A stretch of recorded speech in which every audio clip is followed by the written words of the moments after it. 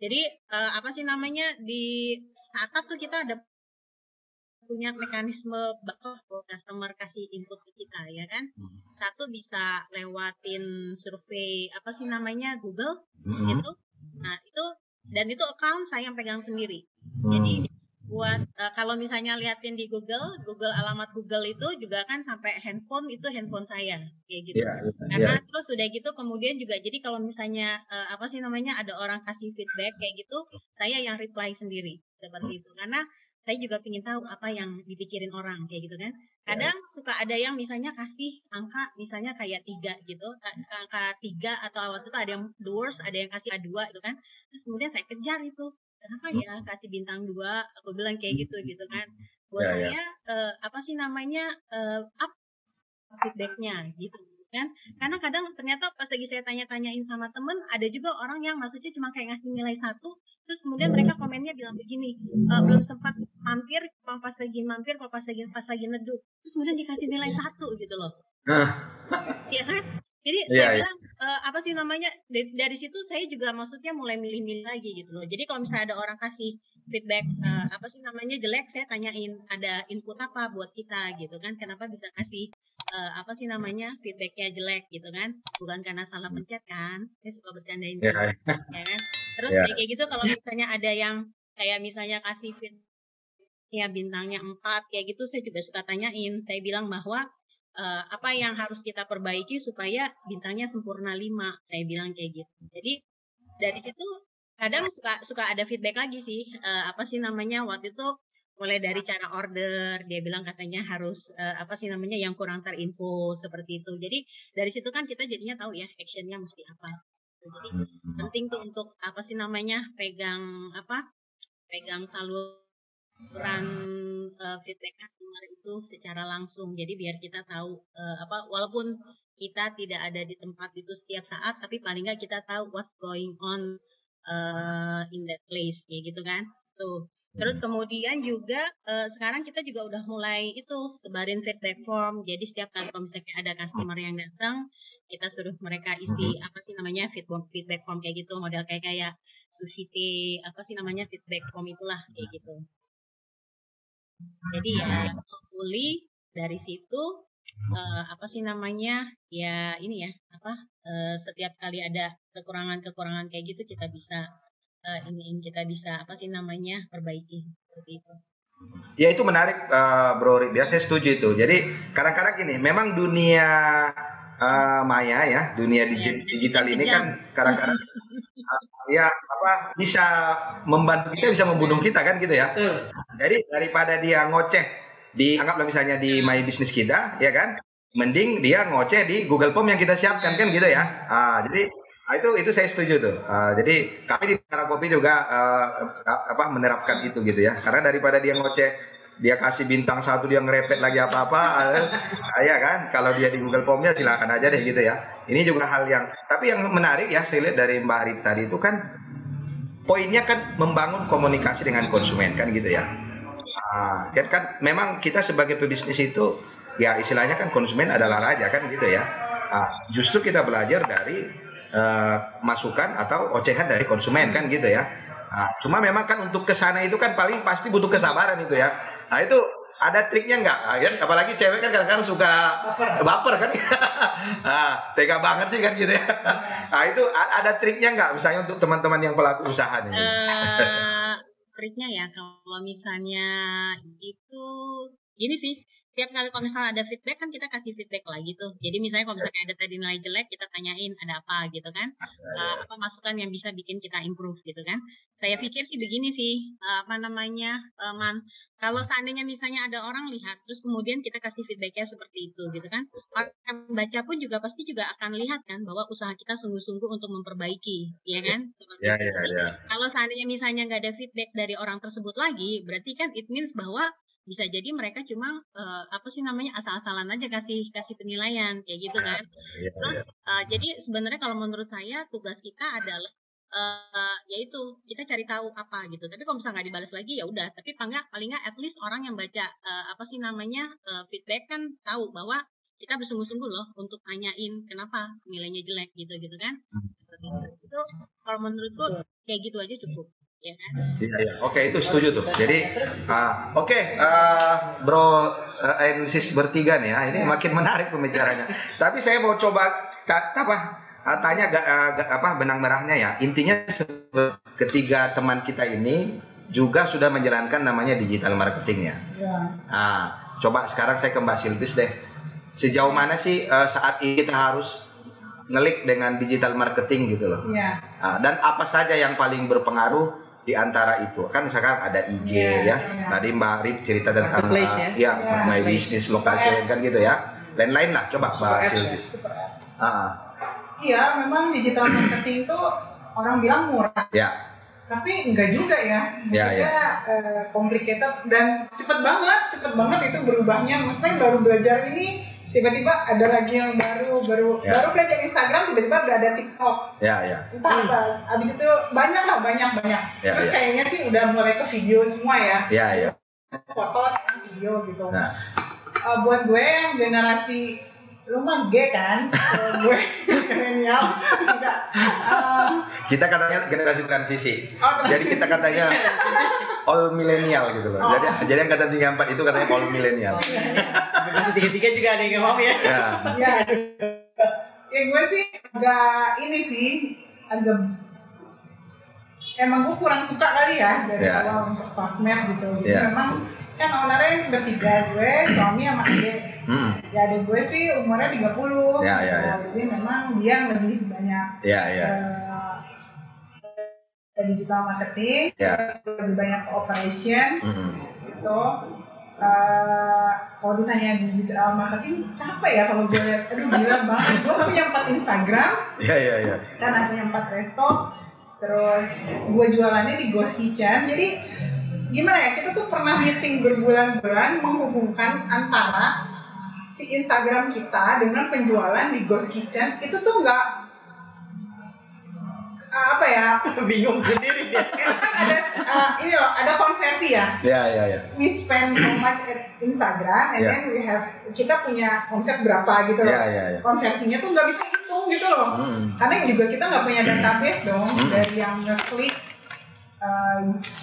link kita, Linktree, kemudian masuk ke Gojek atau masuk ke Grab, kemudian beneran jadi penjualan itu misteri kalau bagi gue ya. Jadi nggak pernah ada angka konversi yang tepat. Jadi main di Instagram tuh spending, pasang ads, bikin foto yang bagus itu spending, yang tujuannya akhirnya itu hanya bukan push jadi sales, tapi pull, menarik. Kita punya satu merek yang kemudian orang recognize. Itu aja deh. Akhirnya kita punya kesimpulan itu Instagram itu metode untuk pull sehingga orang recognize kita punya brand. Tapi kalau jualan itu satu di skill yang lain ya. Itu satu skill yang lain yang harus difokusin juga gitu. Seperti itu sih yang gue lihat yang gue jalanin tuh seperti itu. Jadi nggak ada hubungannya Instagram followernya banyak terus penjualannya jadi gede, nggak. Pertanyaan gue juga, kalau garis tangannya nggak pas gimana? Kita pertanian ya. Ke perbankan, kemana? Karena katanya tangannya panas. Ini waktu. Itu kata-kata terakhir ya. Kalau udah garis tangannya nggak gini. Lagi passion ya. Tapi Mbak Silvis mengakui bahwa digital marketing itu penting banget. Penting banget ya, minimal untuk mengenalkan produk kita, mengenalkan siapa kita kan gitu ya. Dan biayanya juga nggak bisa dikatakan kecil kan gitu ya. Bikin video yang bagus, gue tuh kalau foto bisa tidur besoknya seharian, capek banget nemenin si fotografernya gitu ya. Mesti gini, gue bikin paket baru, kayak gitu-gitu. Terus kalau gue kan produk juga nggak bisa kayak orang dine-in. Gue tuh nggak bisa jualan produk yang kalau dibawa pakai abang Gojek rusak. Gue harus lebih banyak menahan diri, kayak yang berkuah gitu. Gue nggak pernah jualan yang berkuah karena berkuah itu kalau dimakan di rumah nggak enak, udah beda gitu. Kalau mie udah ngembang atau udah dingin, terus di perjalanannya bisa tumpah, bisa apa ya kayak gitu. Dari segi produk sih gue lebih banyak menanam, tapi untungnya sih tadinya awalnya gue bingung nih gimana caranya mendistribusikan barang-barang bahan-bahan baku itu dari Central Kitchen ke cabang-cabang. Tapi sekarang udah ada goodings.id, itu membantu banget. Jadi memang terjaga ya, tetap frozen. Jadi kan kalau gue tuh harus mikir barang apa yang bisa di frozen kemudian bisa dijual di masing-masing cabang. Kadang kan tiap cabang itu istilahnya tinggal ngeracik doang gitu. Gue udah ngasih bentuk dasarnya. Ya dengan goodings.id sih kebantu banget. Tapi untuk usaha Mbak Silvis belum bisa kedetek ya. Yang mana yang lebih dominan efeknya ke penjualannya? Dari digital marketing tadi misalnya dari konversinya kan. Konversinya memang nggak kehitung. Gue juga bingung. Nah, tapi kemarin tuh ada kata.id yang ngomongin sama pemain-pemain Ghost Kitchen. Jadi itu jualan lewat WhatsApp bisnis. Orang yang ngeklik di WhatsApp bisnis terus sampai terjadi benar-benar penjualan itu bisa dihitung sama dia. Jadi misalnya ada 10 orang yang order, yang nanya, dari 10 tuh misalnya 2 yang order, berarti kan 20%. Ya kayak gitu. Itu kalau di sekarang di super app versus Instagram itu nggak kehitung. Oke. Makasih Mas Silvis. Mungkin kita yang lain kita bisa dengarkan dari Mbak Rip. Gimana Mbak Rip tentang digital marketing ini? Oh iya. Apa sih namanya? Itu sesuatu yang penting banget. Dan sebenarnya adalah salah satu yang bikin startup posisi sekarang ini ya kebantu sama digital marketing itu tadi. Jadi hampir setiap minggu kita akan selalu promo di IG tentang startup, ya kan? Nah, lalu juga kita juga hire orang untuk ini kan, untuk pegang account IG kita juga seperti itu. Jadi ya ini sih sekarang memang sosial media tuh penting banget ya kayak gitu. Jadi mungkin masukan juga nih buat teman-teman yang yang mau membangun usahanya kayak gitu. Jadi kadang suka mikir kan, tempatnya ada di sini, ini enggak ya gitu kan. Tapi saya lah ketika itu udah kamu bisa mempromosikannya dengan baik, itu tempat walaupun terpencil akan dicari. Oke, ya. Jadi tapi kalau Mbak Rip sendiri ada yang lebih spesifik nggak? Digital kan seperti yang tadi ya kan, banyak sekarang pilihannya. Misalnya WhatsApp, ada lagi yang main TikTok gitu ya. Dan anak muda sekarang malah jualan sambil main TikTok gitu kan. Yang penting viral kan gitu ya. Kalau dari Mbak Rip sendiri ada tips nggak? Mana yang lebih harus kita pilih gitu loh? Terutama untuk usaha startup Cibubur. Oke. So far sih kita lihat channel yang masih bagus itu adalah si IG itu ya, Instagram itu ya. Jadi kita so far yang kita jalanin tuh Instagram itu kayak gitu. Karena setiap kali kalau misalnya kita setiap minggu kita promo di IG itu paling nanti kita akan amatinya seperti ini. Ketika kita posting foto ini, berapa yang kan akan ketahuan tuh ya, berapa view-nya, kemudian berapa yang klik laman kita, alamat kita, kayak gitu kan. Nah dari situ tuh nanti paling cuma tinggal pintar-pintarnya kita mau gambar mana yang kita promosiin kayak gitu. Ya, jadi masih IG ya, Instagram ya. Maksudnya kalau channel kita ngerasa bahwa IG itu masih yang the best lah saat ini kalau buat startup. Ya, oke. Selanjutnya Mbak Ening kan tadi kelihatannya apakah misalnya digital marketingnya juga dikelola sendiri Mbak Ening? Nah ini gimana coba? Ini juga harus kita belajar maintenance waktu dan maintenance tenaga ini kan? Ya, marketing ini alhamdulillah saya dibantu oleh suami ya. Oke. Jadi sambil tidur. Bermain sosmed ya. Kadang-kadang kan dalam berpromosi itu membutuhkan bahasa yang ini ya untuk untuk bisa menarik konsumen gitu. Kadang-kadang saya ketika terlalu lelah, mungkin terlalu capek untuk berkomunikasi bahasa promosi gitu, ya cukup aja dengan gambar gitu, dengan foto yang saya posting entah di status atau di grup misalkan, itu aja udah efektif bagi saya gitu ya. Selain suami yang rajin gitu bersosmed gitu. Kalau saya begitu aja dengan ini aja, dengan menampilkan foto gitu di status, alhamdulillah gitu. Oke. Dan kalau Mbak Ning sendiri apa yang lebih efeknya itu juga apa? Instagram atau misalnya Facebook atau udah sampai misalnya seperti website gitu? Ya, saya masih WA aja, masih WA. Oke. Ya. Memaksimalkan WA dengan ini aja, dari grup-grup aja kan. Ya, jadi WhatsApp. Iya. Pasti semua di sini di WA-nya itu punya berapa grup kan? Iya. Pastinya lebih dari 2 grup. Nah, dari grup-grup itu aja kita manfaatkan gitu dengan posting itu foto-foto. Ya. Sebagai promosi kita gitu. Jadi poinnya ya dari teman-teman kita ini bertiga bahwa digital marketing itu penting, ya kan? Cuma memang seperti yang tadi, bagaimana kita juga harus belajar, misalnya cara mempromosikannya gitu ya, pemilihan apa istilahnya itu fasilitas yang harus kita pilih gitu ya, apakah Instagram ya, apakah Facebook, mungkin itu nanti pasar konsumen juga yang mengajari kita gitu ya. Itu saya kira poin yang bagus ya untuk kita. Ya, silakan. Boleh nggak itu apa sih namanya kasih masukan buat Mbak Ning. Jadi Mbak Ning, ini Mbak Ning paling gampang adalah sebenarnya kalau misalnya orang bilang kan adalah apa sih namanya contoh dan perbaiki, ya kan, tiru dan perbaiki, ya kan, kayak gitu. Jadi gini Mbak Ning, kira-kira kalau misalnya ada di sini, Mbak Ning lihatin nih, kira-kira yang mau ditargetin tuh nanti Mbak Ning tuh seperti apa sih, gitu, gedenya seperti apa sih, kayak gitu kan.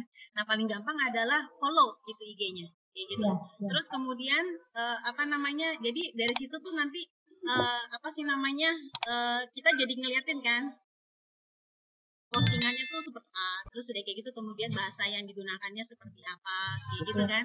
Jadi dari situ tuh, jadi dari usaha yang Mbak Ning lakuin sekarang, pilih yang nanti Mbak Ning kalau udah gede tuh mau seperti apa, gitu kan.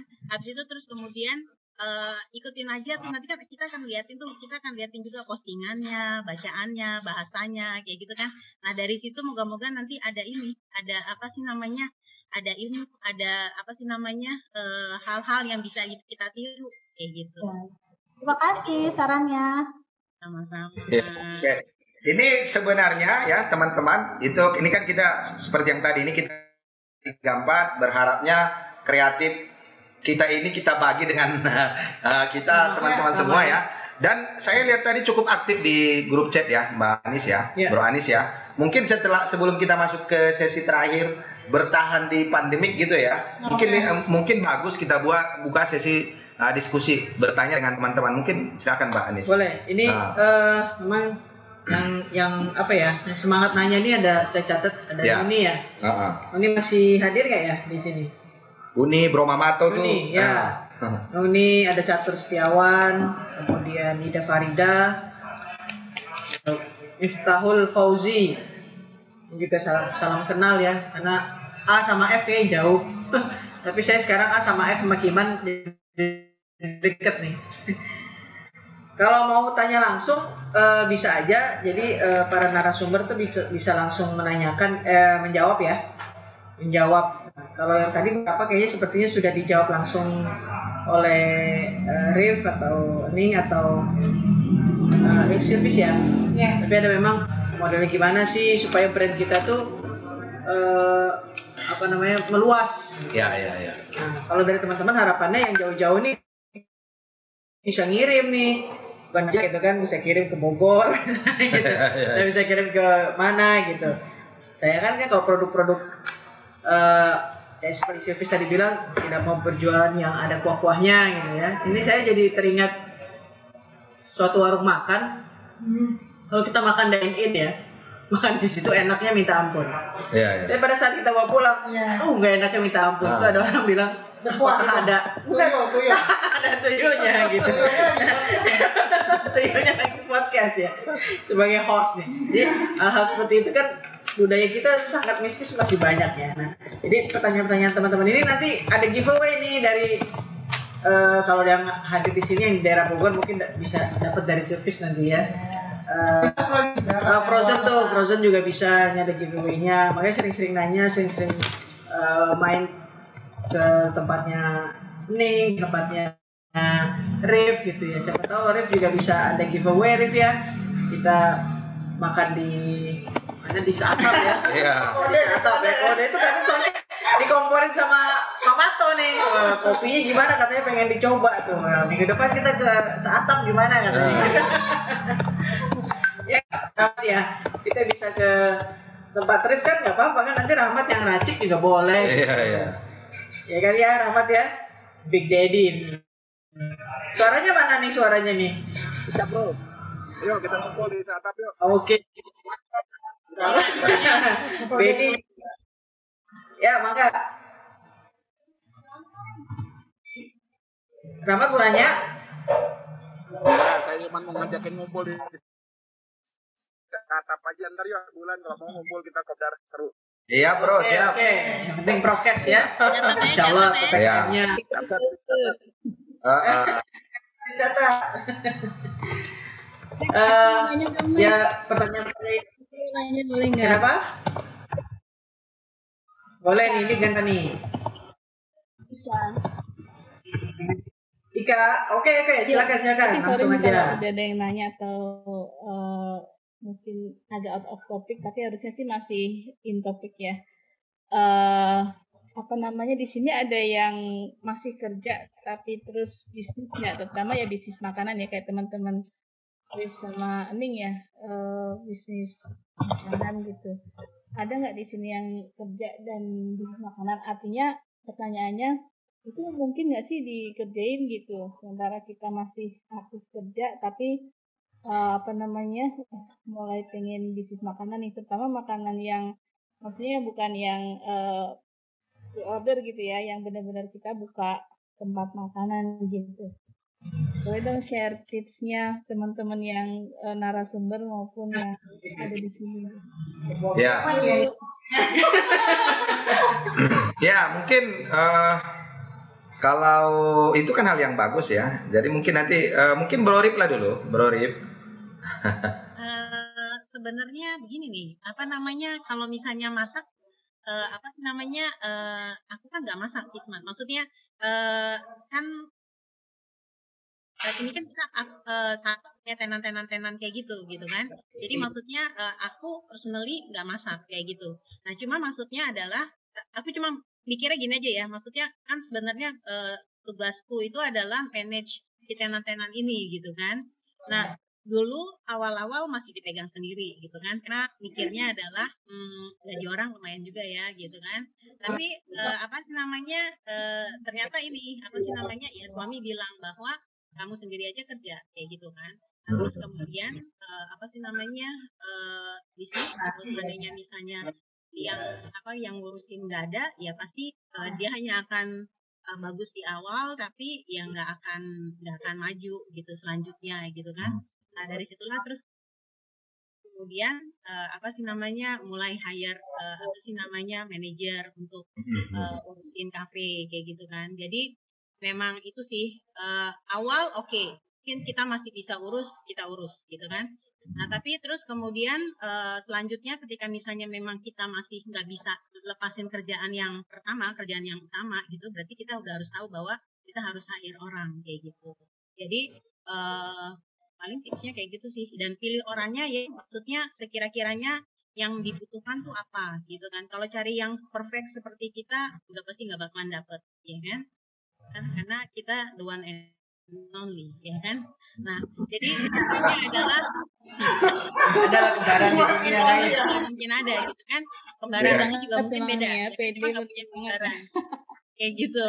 Nah terus apa sih namanya, harusnya hire orang ya kan. Terus kemudian dengan apa scope yang kira-kira maksudnya level batas minimal kita bisa terima deh gitu loh.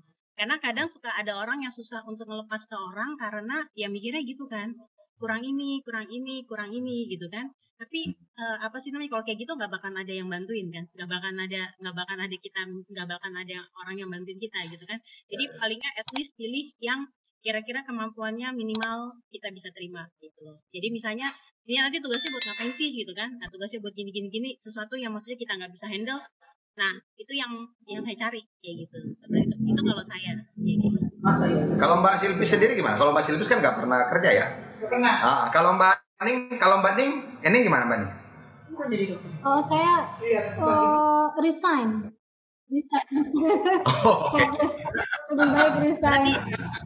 Berarti penghasilan dari sini lebih gede ya Kak? Amin. Ya, tapi kan memang tadi kan Mbak Ika tadi itu kan pertanyaannya itu kan nggak semua berani se ekstrim itu kan Mbak Ning. Iya. Itu pilihan kan, itu pilihan ya. Ya. Bisa setia Dakara TV.